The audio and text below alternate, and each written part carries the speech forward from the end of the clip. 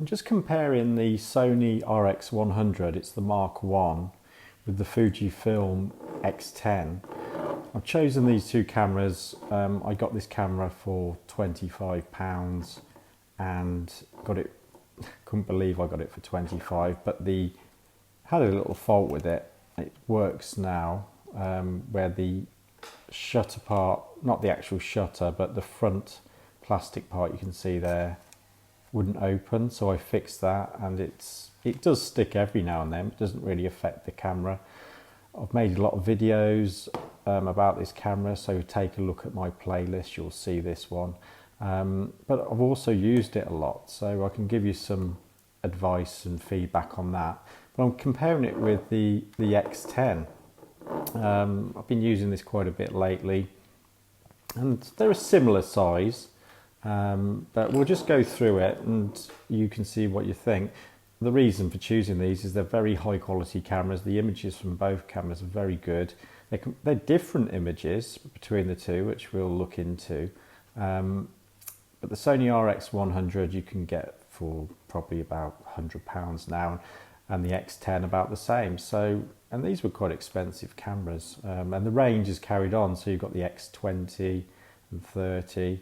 And as you know, with the Sony RX100, it's a classic camera really, but they've taken that on further. So let's look at it and I'll give you my opinion. So the RX100 is a very, very fast camera to use. It's got a zoom lens on it, which is not a super zoom, but it's absolutely fine. It's got a 1.8 lens. When you zoom out, let's just have a look on the front. So it's a 1.8 lens when it's a wide angle lens, that's the first number. And it's a 4.9 aperture lens when you're zoomed, fully zoomed. So just to let you know, I consider that average to be about an f2.8 lens in the middle. So just remember that, and we'll look at the next camera now. So let's have a look at this. It's a nice lens cap for the X10. So what we've got there is an f2 lens when it's at its widest and a 2.8 when it's telephoto. So that's really useful actually, because we've got quite a zoom lens on this X10. And this is what I've found is when you're at 112 equivalent, that is. So that's 35mm equivalent. So just think of it as a telephoto portrait lens. So you've got your portrait lens at 112mm.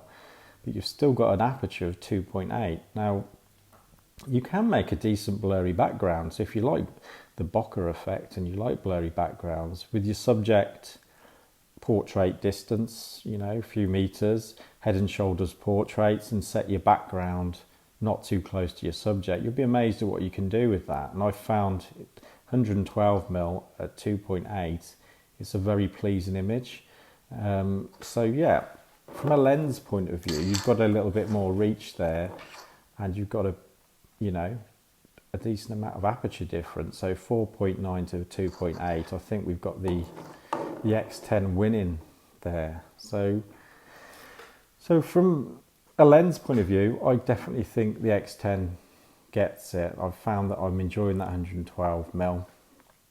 Now, speed of use is a completely different thing, and you could argue that working too fast means that you produce worse images, and that can be true. But this camera is so rapid to use. You can focus, recompose really quickly, center point, focus, bang, and it's so fast. So, you know, I'll give that the edge on speed of use. The Sony, you can use the front aperture ring. I've got other videos about this, but I set this up in manual mode, and I use the front aperture ring set to ISO. So shutter speed aperture, I fix and I zoom to wherever I need to be. And then I just use the ISO ring at the front very quickly and histogram on the back. So extremely fast camera to use. This one's a bit slower, but you work differently with the Fuji. All I can say is it is a nice day out. If you take this camera out, you slow down a bit. I use the optical viewfinder. So the optical viewfinder is fine. You will get parallax error. Parallax error? I can't even say that, but you will get an error between optically what you're seeing, because you're not looking through the lens. It's not a DSLR. You're just looking optically through a little window. So it's always very hard to do this. I'm looking at a phone at the same time as trying to record, but there's your window at the front.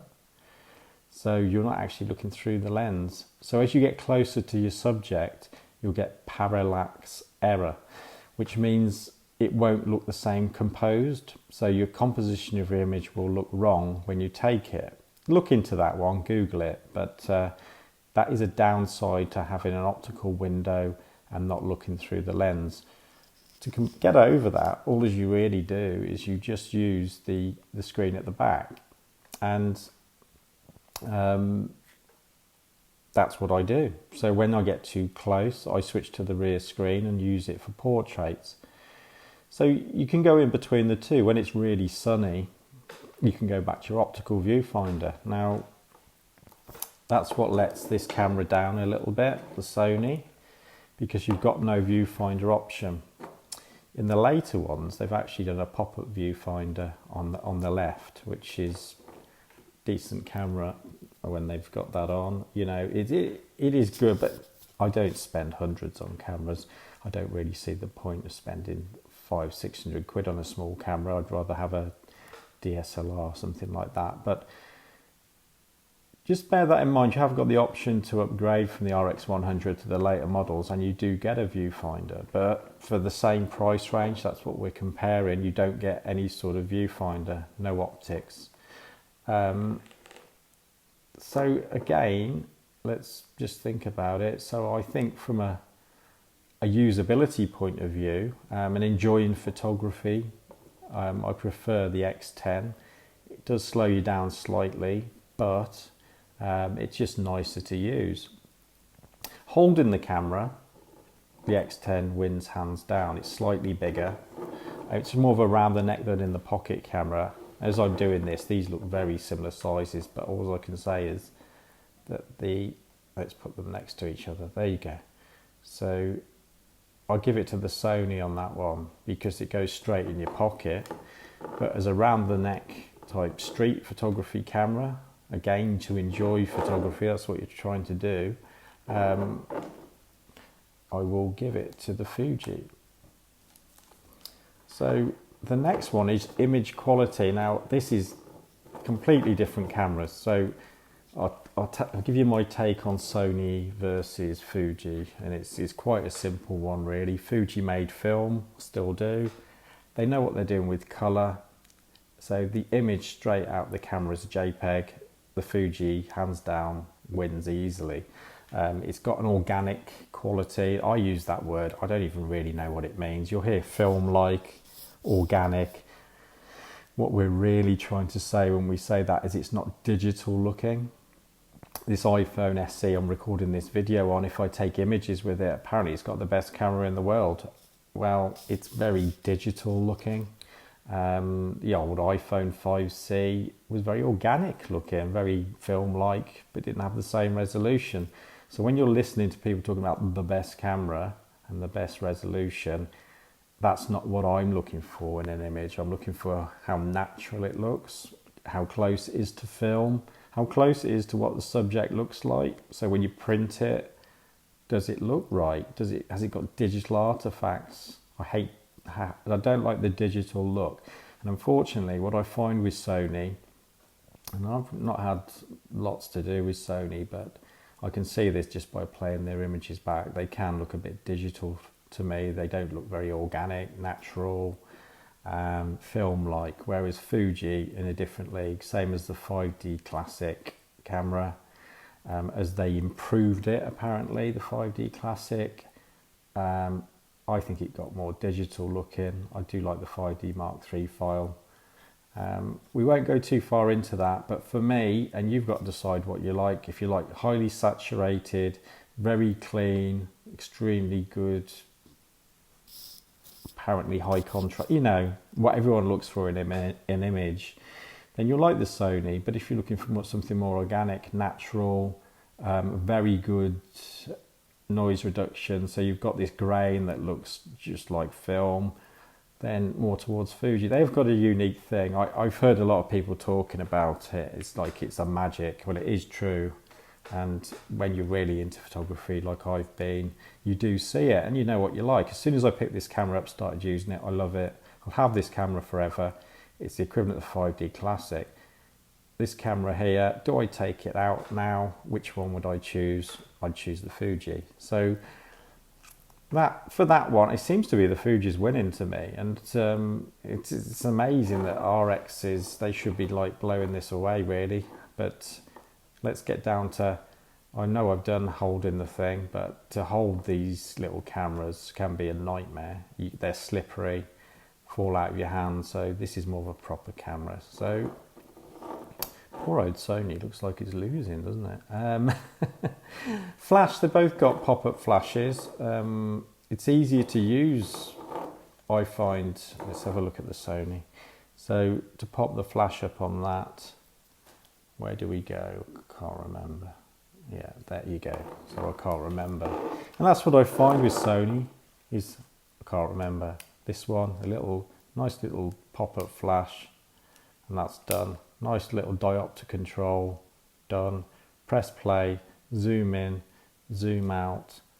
Very simple to use. So I have analysed something else with these, and you know, it might surprise you, but Carl Zeiss lens versus Fuji lens is quite an interesting one. The Vario Sonar and Carl Zeiss lenses are renowned, but Fujifilm rather than Fujifilm are not really talked about by, you know, many pros even. But if you go back to large format photography, which I was into, Fujinon lenses were the ones to have. That's, you know, they were the best lenses. And if you're really into it, then you know that Fujinon are amazing. Their coatings are amazing. So the actual quality of the lens, again, what they're putting in a tiny little camera, is absolutely superb. The Carl Zeiss, we don't really need to think about it. Carl Zeiss don't tend to put their name on anything. Well, Carl Zeiss. They don't put their name on anything that isn't good. The coatings are really good. I mean, this lens has had no protection either, and it's doing really well. So from a lens point of view, I can't see that one's better than the other. They're just excellent lenses. So go with that. You know, it's my opinion. There's no difference there. So if you're choosing between these two, what I would say is look at, if you need a camera that goes straight in your pocket and it's very small, then that would go straight in your pocket, and it's made from, you know, it's a solid piece of kit. You'd have no worries. This one's been bashed around and, you know, had a lot of use. Before me, by the way, I haven't done all this damage. So this was absolutely destroyed, really. And if you looked at the screen protector on the back, it was horrendous. And I didn't even know it was a screen protector. Someone told me in a YouTube video, so I pulled it off. This camera's had so much use, and, you know, usability, holding the thing, I think it's been dropped quite a bit. So it's been dropped a lot and it's still going. So that says something. And I think the build quality, excellent. This one, build quality, one thing I will say, buttons and bits and pieces, feels pretty good. You know, I'm not saying it's really poor, but I have owned the XT1 and I sold it. The 18-135 lens went all sticky. Build quality, how long it will last. This one has had no use at all. I know for a fact this has probably been used 10 times by the previous owner. I've used it quite a bit, but I really look after the kit, so it's not been abused. So this one has had, you know, this hasn't been turned a million times yet. Does that feel great? Well, I'm not sure how long a lot of this is going to last. You find, you know, even that.